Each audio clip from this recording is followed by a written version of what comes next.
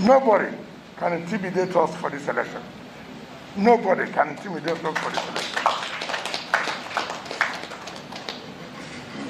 Yesterday, I was told, and today I read on pages of newspaper that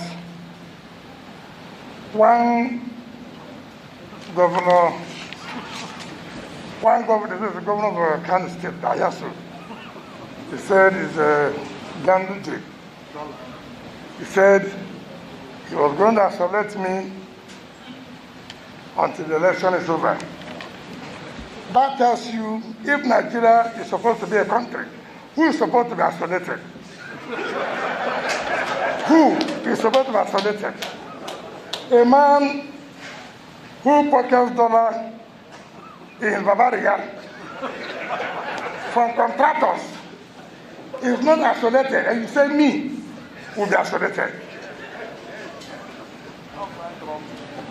You see, that's why I say this country, where are we heading to? Look at me.